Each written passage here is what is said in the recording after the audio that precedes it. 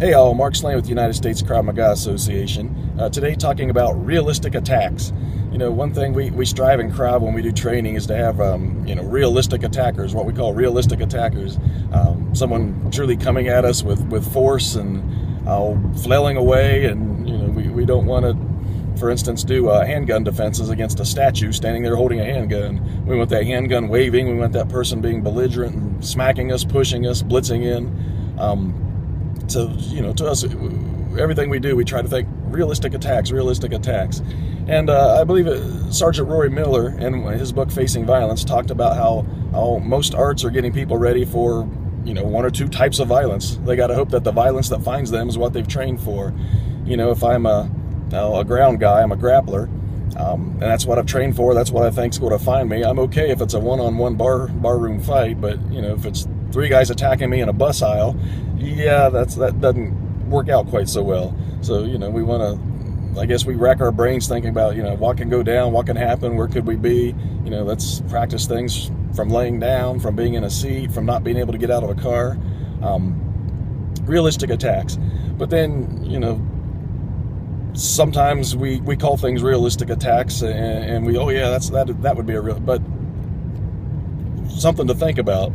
When we think of knife attacks, generally if we say a realistic attack, it's somebody that's blitzing us, it's somebody that's hockey punching with that knife, it's a shank.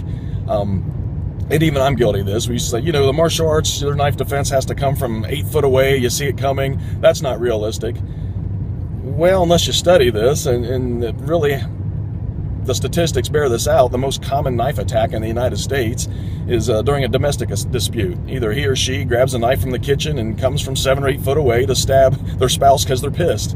So, how can we say that's not a realistic knife attack if it does indeed happen? Now, to us, we also have to have answers for if it is a shank, if it is something in close, but we can't dismiss from a distance offhand just because, that's not a realistic attack. Again, Rory Miller, in that same book, he talks about he's been stabbed. Someone's tried to stab him. It was either 4 or 5 times. And he said none of the 4 or 5 attempted stabbings were what he would consider a realistic knife attack. And he goes on to say, but if he wouldn't have done something about them, they would have stabbed him, and that would have felt pretty real. So, we've got to avoid thinking that, this is a realistic attack, this isn't. There's several organizations that are plucking choke defense. They're taking the pluck out because, in their head, a realistic choke, someone comes up with force, they hit you, you're being pushed backwards, you're going to hit a wall, you're going to fall on the ground, and that could well be. But then when you talk to law enforcement, 90% of the chokings they see are, again, domestic disputes where there isn't force. He's grabbed her throat and he's holding her there so they can look at each other eye to eye and she can know that he's pissed. There is no force. They are actually just standing there and choking. And yet we call that, that's not realistic. That's not a realistic attack. And yet that's probably the vast majority of the chokings in the United States, again, domestic disputes. So, in class I catch we got level 1 people. They've never, attacked anybody in their life. Good for them. But we'll be doing headlock defense, where we wrap around their neck, we step in front of them, we pull them around, and then I'll have students kind of wrap their neck but not step around. And I look at this like, that's so bizarre. That's not a realistic headlock. But if that person were to put somebody in a headlock, that's how they would do it. That's how they just proved to me that they were going to do it in class. So, it's not like scumbags are trained. Scumbags can certainly, do some bizarre types of attacks, do a headlock wrong, do something on the ground, wrong. That's not realistic. But if they're doing it and it's happening to us, I would have to say, yeah, that is a realistic attack. It's going to do damage if I don't do something to defend it. So I guess the point is, in our trainings, don't get caught in what we think a realistic attack is.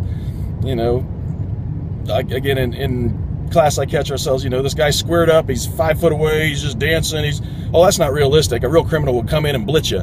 Well, yeah, but you could certainly also find a guy that's going to stand 5 foot away and dance around and, threaten you. So we can't get stuck in what we think realistic attacks are.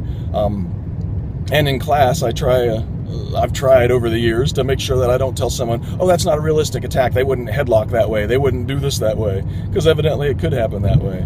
We make fun of the Jim Carrey knife video, if you've ever seen it, where he gets stabbed and he tells the student, unlike many beginners, you attacked me wrong. Let people do goofy attacks in class. You know, see if your same defense from a good attack still works for it. See if there's anything you would do differently. You know, this is a learning experience rather than, you know, always worrying about having a realistic attack. Mark Slane, United States Krav Maga Association.